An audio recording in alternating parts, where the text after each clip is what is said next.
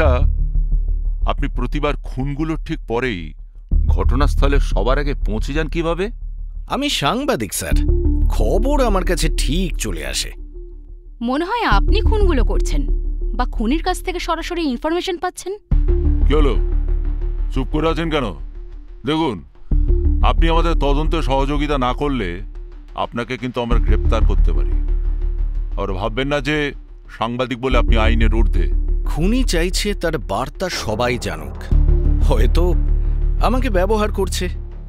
তাহলে এরপরের টার্গেট কে? সেটা আমি জানি না। Next location? এখনো পর্যন্ত কোনো ইনফরমেশন নেই। অনির্বাণের কথা সত্যি থাকতে পারে, কিন্তু তার চোখের দৃষ্টি বলছিল সে আরো কিছু জানে। আর এই জিজ্ঞাসাবাদ পর্বের মধ্যেই তার মোবাইলে মেসেজের টোনটা বেজে উঠল। মোবাইলটা খুলে সে দেখে কোন একটা অচেনা নম্বর থেকে মেসেজ এসেছে। মেসেজে লেখা আছে ন্যাশনাল লাইব্রেরি। স্যার স্যার, এই দেখুন, ন্যাশনাল লাইব্রেরি থেকে খবর এসেছে, আরেকটা খুন। চলো, এবার কিন্তু একদম দেরি করা চলবে না। ন্যাশনাল লাইব্রেরিতে ভোরবেলা পাওয়া গেল তৃতীয় দেহ। বইয়ের সেলফের মাঝখানে মৃতদেহকে রাখা হয়েছে খোলা পাতার মতো। এ যেন শিক্ষা আর জ্ঞানের হৃৎপিণ্ডকে আঘাত করা। খুনি শুধু মানুষ মারছে না, প্রতীকও মারছে। খুনির মেসেজ স্পষ্ট, কলকাতার ঐতিহ্য মৃত। সে মৃতদেহ নিয়ে নতুন নকশা বানাচ্ছে। স্যার, প্রতিবার খুনি একটা ব্লুপ্রিন্ট রেখে যাচ্ছে, কিন্তু স্যার এবার তো কিছুই নেই। ঠিক তখনই রিমার চোখে পড়ে একটা পুরনো বইয়ের ভিতর নীল কাগজ গোঁজা। স্যার, এটা দেখুন। অমিতাভের আগে প্রফেসর সঞ্জয় রিমার কাছ থেকে সেই কাগজটা নিয়ে দেখে বলেন, হ্যাঁ, সেই একই জিনিস, ন্যাশনাল লাইব্রেরির ব্লুপ্রিন্ট। তৃতীয় ভিকটিমের ব্যাপারে খোঁজ খবর নিয়ে জানা যায় সে কলকাতা কর্পোরেশনের একজন ইঞ্জিনিয়ার ছিল। মিডিয়া তোলপাড় শুরু করে দেয়। পুলিশ যে খুনিকে ধরতে পারছে না, পুলিশ যে ব্যর্থ, সেই নিয়ে মিডিয়াতে ডিবেট শুরু হয়ে যায়। অমিতাভ সাংবাদিক অনির্বাণকে আবার জেরা করতে শুরু করে। আর এই সময় তার কাছে আবার একটা মেসেজ আসে। অনির্বাণ সেই মেসেজটা খুলে দেখে নীল কাগজে আঁকা একটা ব্রিজ। নিচে লেখা, শহরের শ্বাস প্রশ্বাস বন্ধ করে দেব। অনির্বাণ সেটা অমিতাভকে দেখায়। অমিতাভ সেটা থেকে উত্তেজিত হয়ে বলে, ব্রিজ মানে হাওড়া ব্রিজ? এবার খুনি গণহত্যার পরিকল্পনা করছে। স্যার, এটা থামাতে না পারলে কিন্তু শহরে অনেক বড় বিপদ ঘটে যাবে। শহরে আতঙ্ক ছড়িয়ে পড়ল। সংবাদপত্র, টেলিভিশন, সব জায়গায় একটাই হেডলাইন, হাওড়া ব্রিজে আঘাত হানতে চলেছে ব্লুপ্রিন্ট কিলার। নমস্কার, আমি অনির্বাণ সেন। ব্লুপ্রিন্ট কিলার আমাদের চোখে আঙুল দিয়ে দেখাচ্ছে কলকাতা কি আসলেই একটা মৃত শহর। মিডিয়া যেন খুনিকে আরো ক্ষমতা দিচ্ছিল। এদিকে ঘটে যায় আরেকটি ঘটনা। প্রাক্তন মন্ত্রী মৃন্ময় ঘোষকে পাওয়া যাচ্ছে না।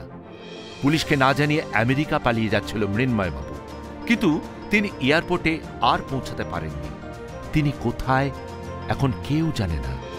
পুলিশ সেই ব্যাপারটাতে অতটা গুরুত্ব না দিয়ে হাওড়া ব্রিজ নিয়ে একটা জরুরি মিটিং ডাকে। আমাদের হাতে সময় খুব কম। খুনির লক্ষ্য হাওড়া ব্রিজ। এখন প্রশ্ন হলো, রাহুল বসু কোথায়? স্যার, রাহুল কয়েক বছর আগে নিখোঁজ হয়েছিলেন, তার কোনো খোঁজ পাওয়া যায়নি। কিন্তু তার স্ত্রী ইন্দ্রাণী এখনো কলকাতায় থাকে। তাহলে আমাদের নেক্সট স্টেপ ইন্দ্রাণীর সঙ্গে কথা বলা। হয়তো তিনি খুনির মনের নকশা করতে পারবেন। কিন্তু স্যার, আপনি কি করে শিওর হচ্ছেন যে রাহুল বসুই খুনগুলো করছে? Just intuition. রাহুল বসুর ফার্ম থেকে হেরিটেজ মিউজিয়ামের ব্লুপ্রিন্ট পাওয়া। তার প্রজেক্ট প্রায় স্যাংশন হওয়ার কথা ছিল, কিন্তু হলো না মন্ত্রীর কারণে। সেই একই ব্লুপ্রিন্ট দিয়ে মন্ত্রীর ভাই কাজটা শুরু করল। মন্ত্রীর কাছে থ্রেট লেটার আসা, মন্ত্রীর নিখোঁজ হওয়া, আর যারা যারা ভিকটিম তারা প্রত্যেকেই কোনো না কোনোভাবে কোনোভাবেই প্রজেক্টের সঙ্গে যুক্ত ছিল, সুতরাং একটা ওয়াইল্ড গেস তো করতেই হচ্ছে। শহরের ইতিহাসের সঙ্গে এবার জড়িয়ে গেল ব্যক্তিগত ট্র্যাজেডি। ব্লুপ্রিন্ট কিলারের আসল ছক ধীরে ধীরে স্পষ্ট হচ্ছিল। এক পুরনো উত্তর কলকাতার বাড়ি, সেখানে থাকেন রাহুল বসুর স্ত্রী ইন্দ্রাণী। ইন্দ্রাণী দরজা খোলে।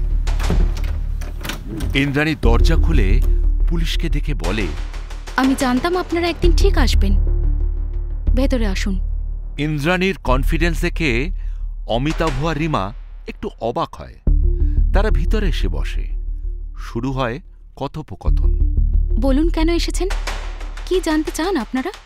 মিসেস বাসু, আপনার স্বামী রাহুল বাসু এখন কোথায় আছেন সেটা আপনি জানেন? না, জানি না। তবে এটুকু জানি, ও ওর কাজ শেষ না করে ধরাও পড়বে না বা মরবেও না। ও আছে, এই শহরেই আছে। আর আপনারা যে এখানে এসেছেন সেটাও ও জানে। ইন্দ্রাণীর চোখে ছিল অপরাধবোধ, কিন্তু এক অদ্ভুত শান্তিও।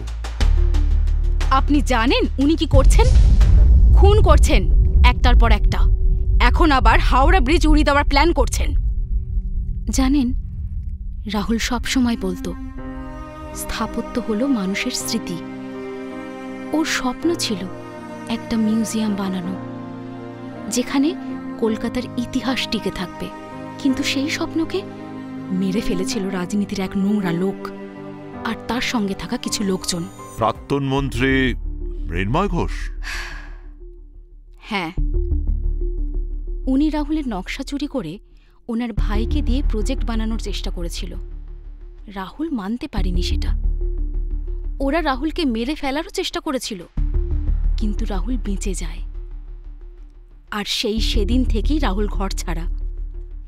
তবে ওর মধ্যে প্রতিশোধের আগুন তখন থেকে জ্বলে উঠেছিল। ও শুধু শহরের কিছু নোংরা আবর্জনা পরিষ্কার করছে, যেটা আইনের মাধ্যমেও কোনো দিনও ও করতে পারত না। অমিতাভ বুঝলেন, রাহুল শুধু প্রতিশোধ নিচ্ছে না, সে শহরকে নিজের হাতে পুনর্লিখতে চাইছে। মিসেস বসু, আপনি বুঝতে পারছেন না, এতগুলো নিরীহ মানুষের প্রাণ এখন বিপন্ন। আচ্ছা, আপনি কি চান কয়েকটা লোকের জন্য এতগুলো নিরীহ মানুষ মারা যাক? প্লিজ হেল্প করুন আমাদের। আপনার সাহায্য ছাড়া মিস্টার বসুকে থামানো খুব মুশকিল। আর সত্যি কথা বলতে কি জানেন, আপনার স্বামীর পরবর্তী পদক্ষেপ জানাটা আমাদের কাছে খুব জরুরি। আমি শুধু জানি, রাহুল সব সময় বলতো শহরের প্রাণ বাঁচলে সব বাঁচবে, প্রাণ মরে গেলে শহরটাও মরে যাবে। হাওড়া ব্রিজকে ও শহরের প্রাণ মনে করত। এই কথাই পুলিশের কাছে নিশ্চিত করল পরের খুনের মঞ্চ হাওড়া ব্রিজ। পুলিশের তৎপরতাও শুরু হয়ে গেল। সবাই মন দিয়ে শুনুন, আমাদের হাতে সময় খুব কম। রাহুল বসু হাওড়া ব্রিজ উড়িয়ে দেওয়ার পরিকল্পনা করছে। স্যার, ব্রিজে প্রতিদিন লক্ষ মানুষ যাতায়াত করে। এটা শুধু খুন নয়, পুরো শহরকে থামিয়ে দেওয়ার চেষ্টা। স্যার, রাহুল আমার সঙ্গে আবার যোগাযোগ করেছে। কি? হ্যাঁ, ও আমার কাছে মেসেজ পাঠাচ্ছে। ও চাইছে যে আমি যেন ওর বার্তা সবার কাছে পৌঁছে দিই। আচ্ছা, ওর নাম্বারে ট্র্যাক করা যাবে না? একটা তো নাম্বার নয়, বিভিন্ন নাম্বার থেকে মেসেজ আসছে। কি বলতে চাইছে? রাহুল বলেছে, মানে কলকাতা মরে গেছে, আমি ওকে নতুন আকারে আঁকব। অমিতাভ ভালোভাবেই বুঝতে পারছে যে অনির্বাণকে ব্যবহার করেই খুনি নিজের দর্শন ছড়াচ্ছে।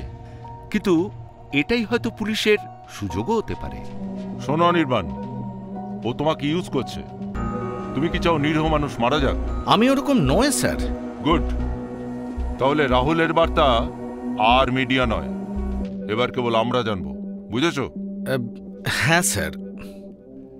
কিন্তু এরপর দিন কয়েক অনির্বাণের কাছে আর কোনো খবর আসে না। অমিতাভ ভাবে অনির্বাণ হয়তো তথ্য গোপন করছে। অমিতাভ আবার অনির্বাণকে ডেকে পাঠায় লালবাজারে। অনির্বাণকে বসিয়ে জেরা করতে শুরু করবে, ঠিক তখনই অনির্বাণ পেল নতুন বার্তা। কাউন্টডাউন শুরু হয়ে গেছে, শহরকে নতুন নকশায় লিখব। স্যার, উনি লিখেছেন কাউন্টডাউন শুরু হয়ে গেছে। মানে কত সময় হাতে আছে? হয়তো একদিন, হয়তো কয়েক ঘন্টা। পুলিশ ছুটল ব্রিজে। হাওড়া ব্রিজ আর তার চারপাশ পুলিশ দিয়ে মুড়ে ফেলা হয়েছে। প্রতিটা গাড়ি সার্চ করা হচ্ছে, স্নিপার ডগ আনা হয়েছে, বোম স্কোয়াড, ফায়ার ব্রিগেড সব প্রস্তুত। সন্ধে থেকে ভোর পর্যন্ত কড়া পাহারা বসানো হল। কিন্তু কোথায় বোমা, কোথায় নকশা? কিছুদিন আগেই হাওড়ার ব্রিজে নতুন রং করা হয়েছে। সিলভার কালারটা যেন আরো উজ্জ্বলভাবে ফুটে উঠেছে। আর সেই রং করার সময় থেকেই কেউ ব্রিজের দুদিকের পিলারে একদম উঁচু অংশে কিছু একটা রেখে গেছে, যেটা প্রথমে পুলিশের চোখে পড়ে না, কিন্তু ড্রোন দিয়ে সার্চ করার সময় পুলিশ সেই জিনিসগুলো লক্ষ্য করে। অমিতাভ উত্তেজিত হয়ে বলে, এগুলো সাধারণ বিস্ফোরক নয়, পুরো ব্রিজের গঠন ভেঙে পড়বে। কিন্তু ওই উঁচু থেকে এত তাড়াতাড়ি বিস্ফোরক কিভাবে নামানো সম্ভব? কিন্তু স্যার, যদি এগুলো ব্লাস্ট করে তাহলে হাজারো মানুষের প্রাণ যাবে।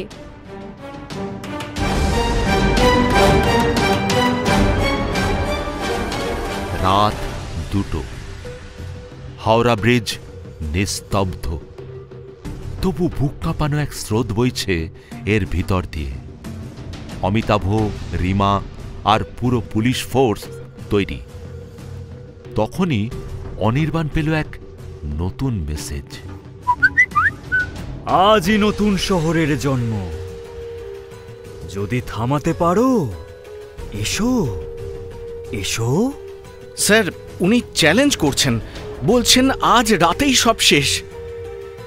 ঠিক আছে, খেলা শেষ করার সময় এসেছে।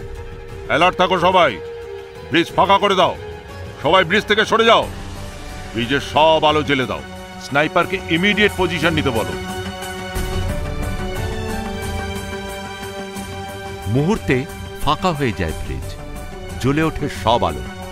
এই সাদা আলোতে হাওড়া ব্রিজকে যেন আরো সুন্দর দেখাচ্ছিল। কিন্তু কিছুক্ষণের মধ্যেই সব আলোগুলো যেন কমতে শুরু করছে। ধীরে ধীরে কমতে কমতে সব আলোগুলো নিভে যায়, ব্রিজ পুরো অন্ধকার হয়ে যায়। তখনই কেউ একজন ব্রিজ দিয়ে হেঁটে আসছে। স্নাইপার সেটা লক্ষ্য করে রিমাকে কিছু একটা বলে। রিমা তার দূরবীনটা অমিতাভকে দিয়ে বলে, স্যার, এটা দেখুন। অমিতাভ দূরবীন দিয়ে লক্ষ্য করে অন্ধকারে ব্রিজের উপর দিয়ে কেউ একটা হেঁটে আসছে। অমিতাভ তাড়াতাড়ি ব্রিজের দিকে দৌড়ায়। রিমা চিৎকার করে বলে, স্যার যাবেন না, দাঁড়ান। অমিতাভ কোনো কথা শোনে না, সেও দৌড়ে গিয়ে উঠে পড়ে ব্রিজের উপর। রিমা আর অনির্বাণ নিজেদের মুখ চাওয়াচাই করে তারাও অমিতাভর পিছু নেয়। অমিতাভ এসে রাহুলের সামনে দাঁড়ায়, হাঁপাতে থাকে।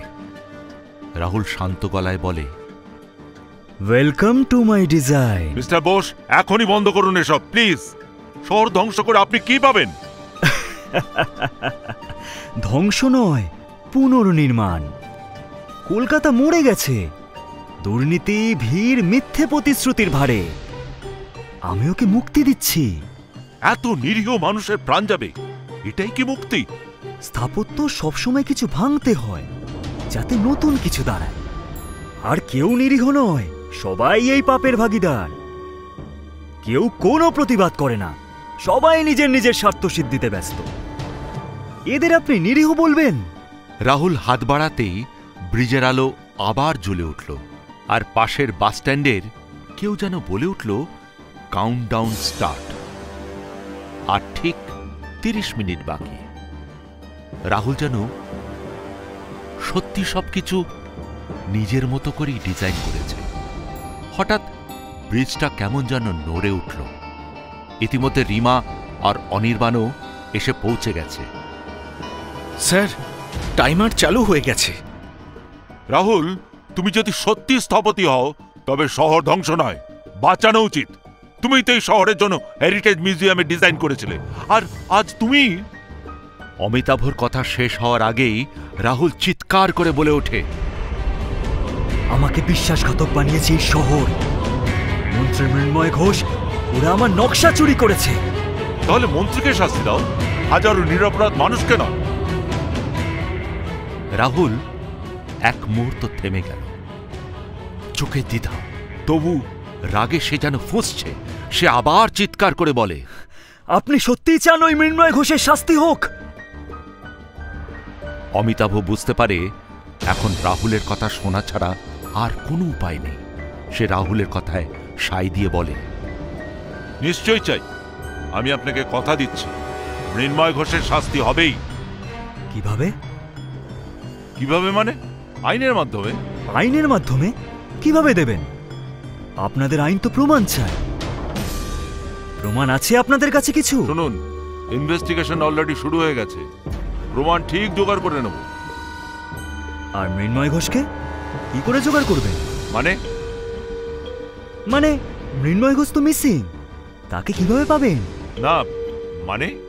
শুনুন মিস্টার এসিপি, আপনি বলছেন আপনি মৃন্ময় ঘোষকে শাস্তি দিতে চান, অথচ আপনার কাছে কোনো প্রমাণ নেই। সর্বোপরি আপনাদের কাছে ব্যক্তিটিরই কোনো খবর নেই। আপনি কি আমায় গান্ডু ভেবেছেন? সময় কিন্তু কমছে। Tick tick tick. ঠিক এই সময় রিমা পাশ থেকে রিভলভার বের করে তাক করে রাহুলের দিকে। হোল্ড! 1 ইঞ্চি নড়লেই কিন্তু গুলি চালাবো। গুলি গুলি করলে আমি মরবো, কিন্তু শহরও মরবে। ঘড়িতে তখনও 25 মিনিট বাকি। অমিতাভ দ্রুত এগিয়ে গিয়ে রাহুলকে চেপে ধরল। রিমা, ডিভাইসটা খোলো তাড়াতাড়ি। এই সময় বোম স্কোয়াডও এসে পড়েছে। তারা রীতিমতো চেষ্টা করছে রাহুলের হাত থেকে ডিভাইসটা খোলা। অজান্তেই অমিতাভের ঘাম কপালে জমতে শুরু করেছে। হঠাৎ রিমা বলে ওঠে, স্যার, টাইমার ডাবল লকড। ভুল তার কাটলে কিন্তু বিস্ফোরণ ঘটে যেতে পারে। অনির্বাণ ছুটে গেল সাহায্য করতে।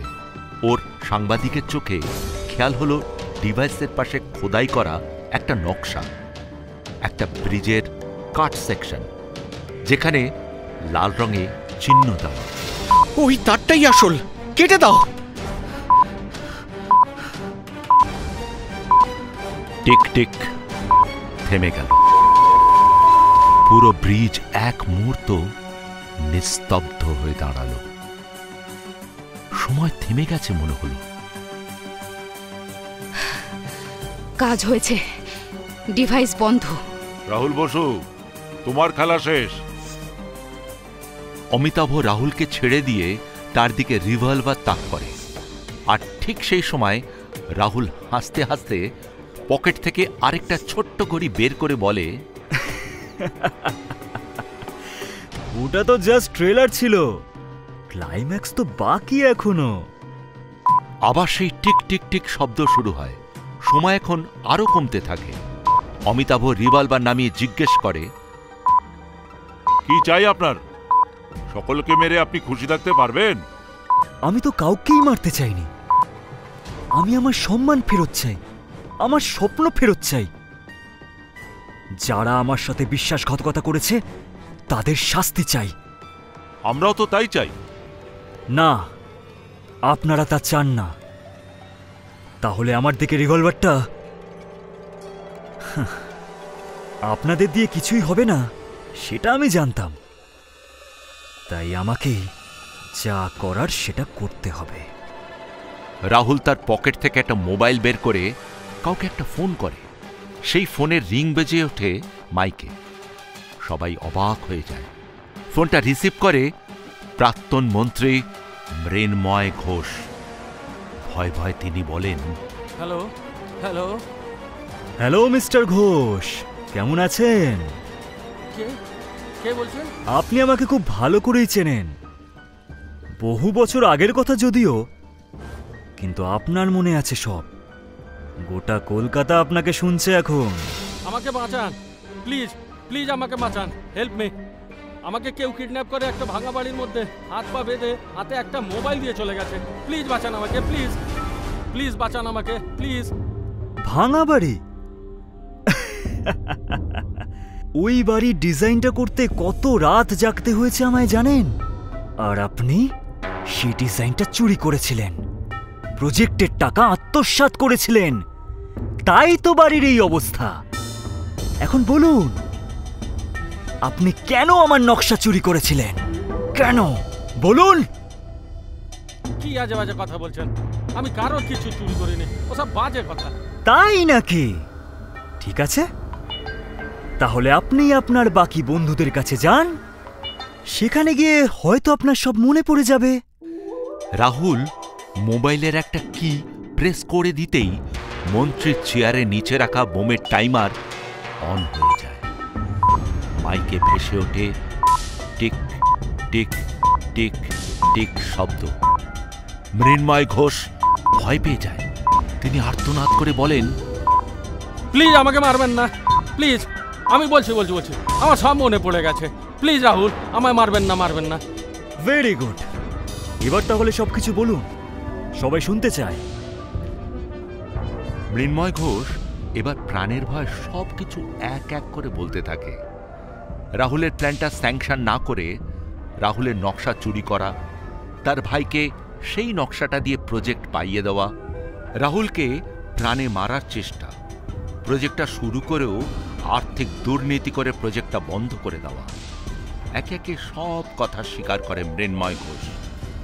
সবাই শুনতে থাকে সেই কথা। এটাই তো রাহুল চেয়েছিল। রাহুল এবার মোবাইলটা কেটে দেয়। তারপর অমিতাভকে বলে, আর কিছু প্রমাণ চাই আপনার? আপনার কাছে এখন দুটো অপশন আছে, হয় ব্রিজ ব্লাস্ট করবে বা মৃন্ময় ঘোষ মরবে। আপনারা ঠিক করুন কোনটা চান। সময় কিন্তু আর নেই। আপনার তো যা প্রমাণ করার ছিল তা তো প্রমাণ করেই দিয়েছেন, সবাই তখন জেনে গেছে। এরপরও আপনি... সময় নেই এসব কথা শোনার। তাড়াতাড়ি বলুন, কাকে বাঁচাতে চান? শহরকে নাকি একটা দুর্নীতিগ্রস্ত লোককে, যে এই শহরের এই সমাজের অনেক ক্ষতি করেছে? এই সময় সাংবাদিক অনির্বাণ বলে ওঠে, আইন নিজের হাতে তুলে নিয়ে আপনি শাস্তি দিতেই পারেন, কিন্তু তাতে আপনার স্বপ্নটাও কিন্তু মরে যাবে। আমরা বরং সবাই মিলে আবার প্রজেক্টটাকে নতুন করে শুরু করতেই পারি। আর সেই নতুন কলকাতা গড়ার কারিগর না হয় আপনিই হবেন। এবার আপনি ভেবে দেখুন আপনি কোনটা চান। অনির্বাণের এই কথাটা রাহুলকে ভাবনায় ফেলে দেয়। সেই মুহূর্তের জন্য সে যেন থেমে যায়। তারপরই কি মনে হয়, সে সব ডিভাইসগুলোর টাইমার বন্ধ করে দেয়। তারপর তার কাছে যা কিছু গ্যাজেট ছিল সবকিছুই অমিতাভর সামনে ছুঁড়ে দিয়ে নিজে আত্মসমর্পণ করে পুলিশের কাছে। রাহুলকে গ্রেপ্তার করা হলো, কিন্তু তার চোখে কোনো ভয় নেই, বরং এক অদ্ভুত শান্তি। অনির্বাণকে সে বলে, তোমার কথায় আশা আছে, কিন্তু কোনো ভরসা নেই। তবুও এই রইল আমার নকশা। হাওড়া ব্রিজ বেঁচে গেল, বেঁচে গেল শহর। যদিও পুলিশ তন্ন তন্ন করে খুঁজেও কোনো বিস্ফোরক পেল না হাওড়া ব্রিজ থেকে। অমিতাভ এতক্ষণ পরে ধরতে পারল রাহুলের খেলা। সে বুঝতে পারল যে মানুষটা কলকাতার স্থাপত্যকে বাঁচাতে চায়, তার পক্ষে এরকম একটা ব্রিজ উড়িয়ে দেওয়া নিছকে একটা গল্প মাত্র। কিন্তু রাহুলের সেই নকশা এক ভৌতিক ছায়ার মতো থেকে গেল কলকাতার বুকের উপর।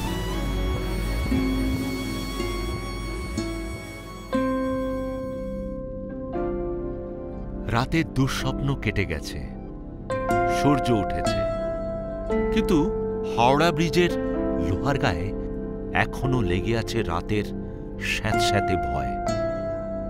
পুলিশ ভ্যানে বসে রাহুল বসু। চোখে অদ্ভুত শান্তি। স্থাপত্য শেষ হয়নি, শুধু এক অধ্যায় থেমে গেল।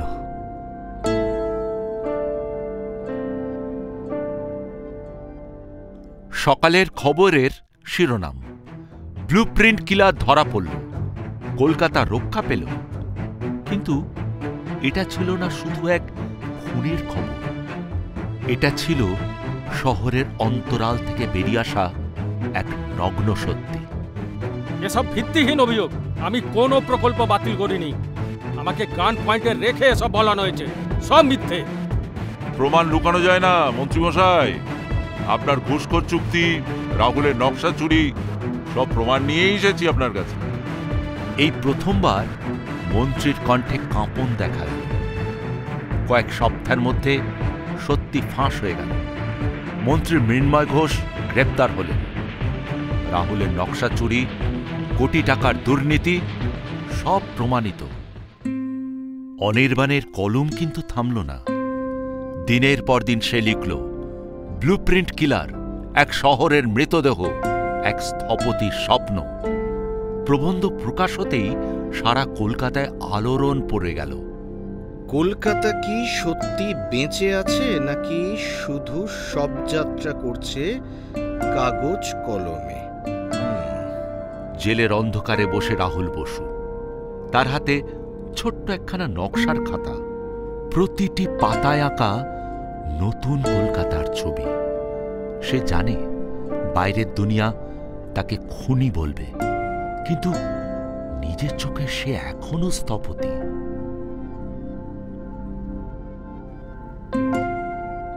একদিন এই শহর ভাঙবে, তখন আমার আঁকা পথই ওরা বেছে নেবে। স্যার, খুনগুলো তো থেমেছে, কিন্তু আমি ভাবছিলাম রাহুল তো ভুল কিছু বলেনি। সে দোষী, কিন্তু প্রশ্নটা ফেলে গেছে, আমরা কি সত্যি শহরকে নতুনভাবে গড়ছি নাকি কবর দিচ্ছি?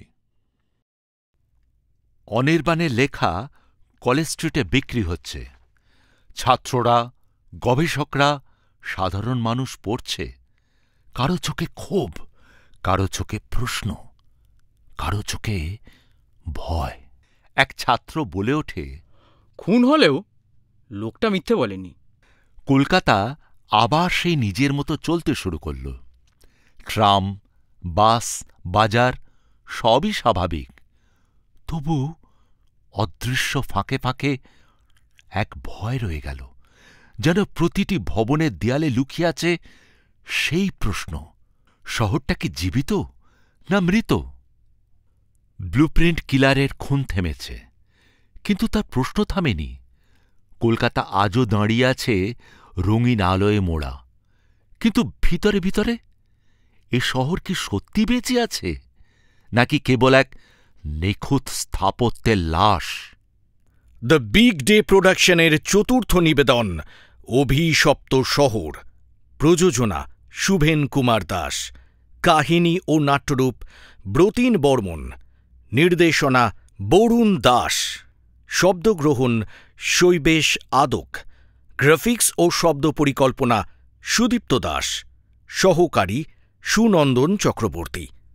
এই নাটকে যারা অভিনয় করেছেন: প্রবাল মুখার্জি, সোমক রায়, রাই পাল, কুশল ভট্টাচার্য, অরুণ গুপ্তা, সুনন্দন চক্রবর্তী এবং কল্লোল রায়।